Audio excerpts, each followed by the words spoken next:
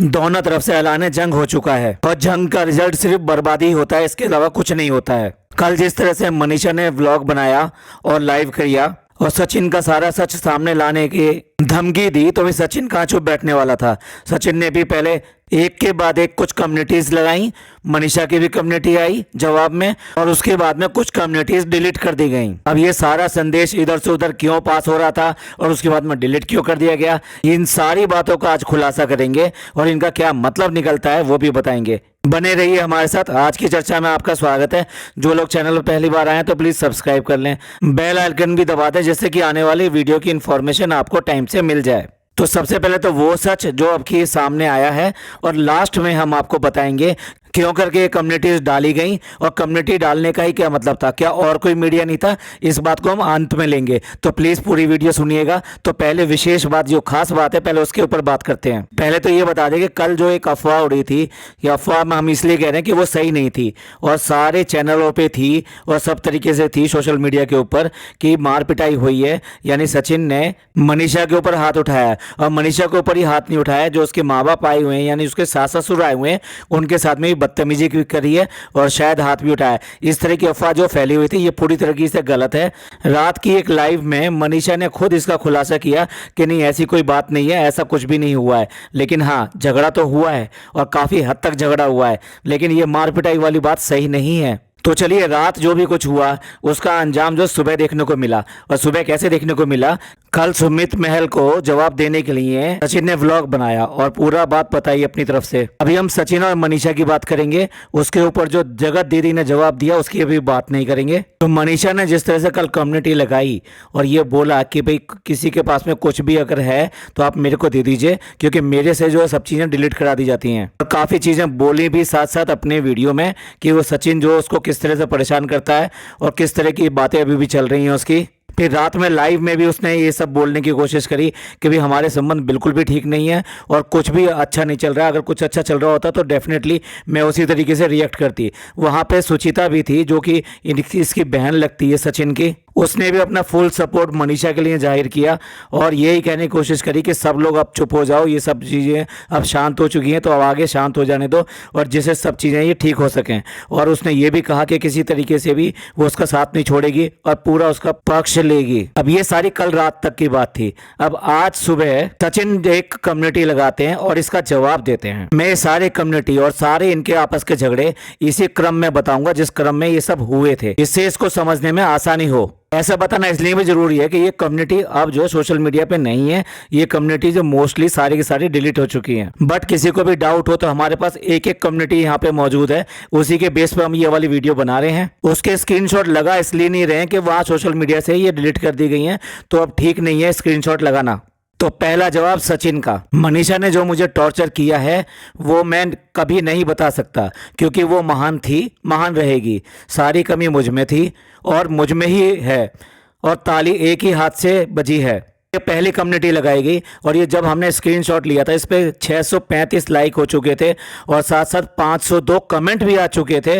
उसके बाद में ये डिलीट की गई। ये लगभग 35 मिनट बाद हमने ये स्क्रीनशॉट लिया था। इसके बाद सचिन की दूसरी कम्युनिटी, बहुत जल्दी मनीषा शादी कर रही है, खुश रहिए सब लोग। अब ये चौंकाने वाला नहीं है क्या? अब तक तो सब लोग संभावना दे रहे थे इस बात की कि ये यहाँ से पल्ला झाड़ के हाथ झाड़ के जाएगा और उसके साथ ही शादी करेगा। अगर ये पॉसिबल हो सका, शादी पॉसिबल हो सकी, क्योंकि शादी जब भी पॉसिबल हो सकती है कि जबकि इसका डाइवोर्स हो जाए। तो कहीं से भी दूर दूर तक इस बात की नहीं थी कि मनीषा कुछ भी किसी भी तरीके से बदचलन है या फिर उसके साथ में किसी का चक्कर है या उसने ये कोई और सेलेक्ट कर रखा है शादी के लिए। तो भाई समझने में देर नहीं लगेगी कि ये तो कोरा कोरा झूठ है और उसके ऊपर इल्जाम लगाने वाला है। देखिए, मैं ये बताने की कोशिश कर रहा हूँ, आप समझिए। मैंने जो जो बात अपनी पुरानी वीडियो में कही है ये बिल्कुल उसी फेज मैनर में चल रहा है। Plan number 1, plan number 2, plan number 3 और प्लान नंबर 4। तो इस समय जो चल रहा था इसका प्लान नंबर 3 चल रहा था कि अपने आप को साफ करो और उसके बाद में दूसरे को साफ करो, यानी कि नेहा को भी बिल्कुल क्लीन चिट दे दो। तो अब इसी क्रम में उसने अपनी वाइफ को भी लांछन लगाना शुरू कर दिए और उसको भी बुरा भला कहना शुरू कर दिया, जबकि यही वो सचिन था। आप याद कीजिए, इसने ये कहा था कि मैंने इसके साथ में बहुत बुरा किया है और इसके साथ में बहुत ही बुरा हुआ है, मुझे बहुत अफसोस है है, पता नहीं क्यों मैंने ऐसा कर दिया और मुझे ऐसा नहीं करना चाहिए था, इसके बाद में मैं कभी ऐसा नहीं करूँगा, उसको कोई दुख नहीं पहुँचाऊँगा।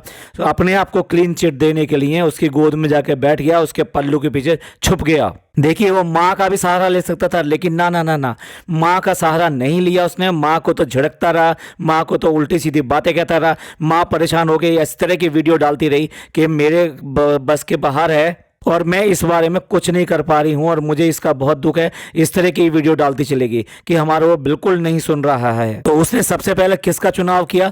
जो सबसे अच्छी और सबसे बढ़िया छतरी थी, और वो थी पत्नी, यानी कि वाइफ। और वाइफ के पीछे अगर आप छुप जाते हो तो वाइफ के अधिकारों के लिए दुनिया लड़ जाएगी। तो देख लिए इस मास्टरमाइंड ने यही वाला काम किया, अपनी वाइफ को अपनी आड़ बना लिया लोगों से बचने के लिए और लोगों से ये दिखाने के लिए कि ठीक है गलती तो होती है, लेकिन अब मैं उस गलती को सुधार रहा हूँ। यहाँ कम्युनिटी लगा के वो ये आरोप लगाने की कोशिश कर रहा है कि वो किसी और से शादी करना चाहती है, इसलिए ये सब काम कर रही है। भाई तुम्हें तो सच बोलने की बहुत ज़्यादा बीमारी है, वो कुछ हद से ज़्यादा बीमारी है। तो उस सच में ये भी सच बोल दिया होता है इससे पहले ही कि मनीषा क्या क्या गलत कर रही थी, मनीषा किस तरह से बदचलन है, इस तरह की बात कहने से पहले सोच तो लिया होता। अब इसके बाद में मनीषा की 2 कम्युनिटीज आई। तो आप ध्यान से सुनिएगा मनीषा की कम्युनिटीज के बारे में। एक औरत की वजह से जो भी हो रहा है आज तक सिर्फ उसकी वजह से लड़ाई हुआ है मेरी जिंदगी में। खुश नहीं रहोगी तुम, देख लेना भगवान तुम्हें कभी माफ नहीं करेगा। जिस तरह से मेरे पति को छीनने की कोशिश की और सब कुछ बर्बाद कर दिया। यहाँ बिल्कुल मनीषा बिल्कुल हताश और परेशान और बिल्कुल हारी हुई बात कर रही है कि उसने, औरत ने, यानी कौन सी औरत आप समझ गए होंगे, ये जगत दीदी की बात है। जगत दीदी ने ऐसा किया, उसको बद्दुआ कह रही है कि कभी भी वो खुश नहीं रह पाएगी। इसके बाद में एक दूसरी कम्युनिटी लगाई। दूसरी कम्युनिटी में क्या था? दूसरे का घर उजाड़ कर अपना घर बसा लिया। अब मेरा घर उजाड़ कर दूसरे का घर बसाने का इरादा बना दिया, पर मैं ऐसा कभी नहीं होने दूंगी, अपनी जगह किसी को नहीं लेने दूंगी। मोनिका दी, अब वक्त फैसला आ चुका है। अब जो मैं करना चाह रही हूँ उसमें मेरा साथ जरूर देना। यहाँ देख लीजिए दूसरे वाले इसमें खुल कर बगावत हुई है और खुलकर ये बोला है कि अब जो मैं करूँगी वो आप देख लेना और सब कुछ लीगल होगा, क्योंकि इसमें मोनिका का नाम लिया गया है। जो लोग जानते ना हो उन्हें बस संक्षिप्त में बता देता हूँ।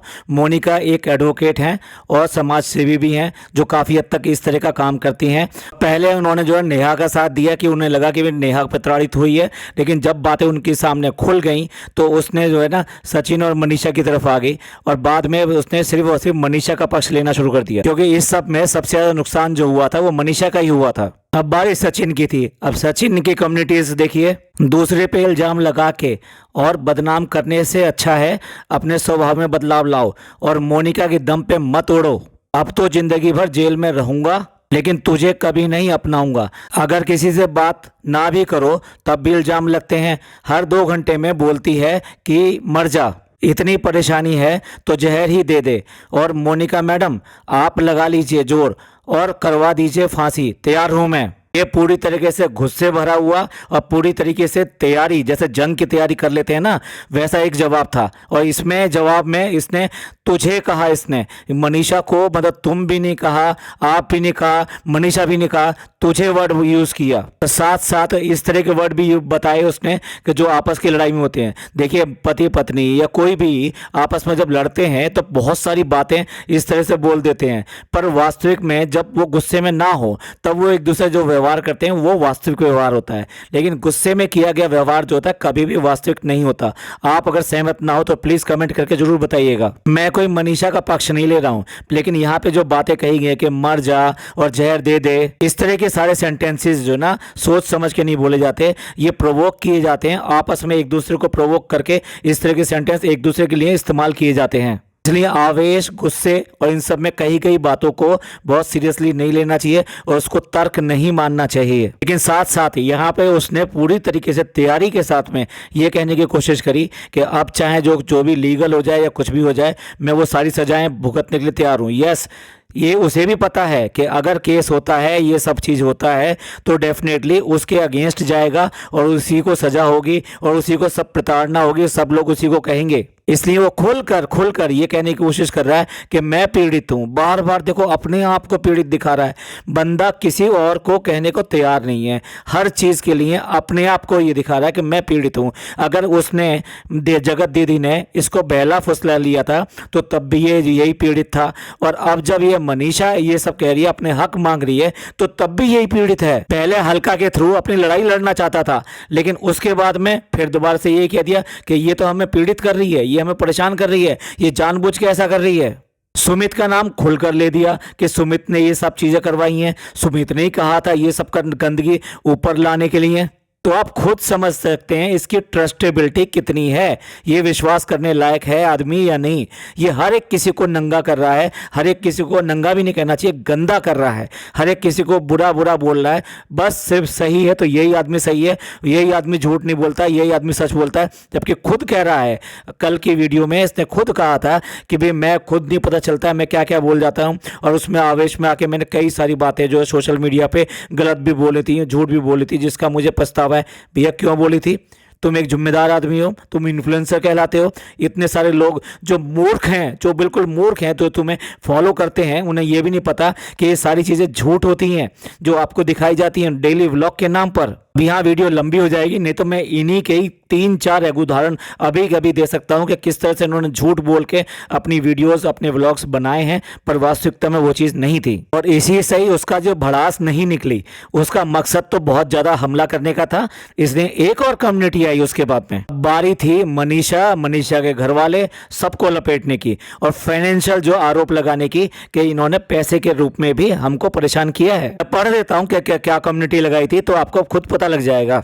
जिंदगी तुम्हारे माँ बाप ने बर्बाद कर दिया, वक्त पे पैसे भेजे, और आज तुम्हारे माँ बाप मुझे मेरे हाथों से बनाए हुए घर से निकालने को बोले।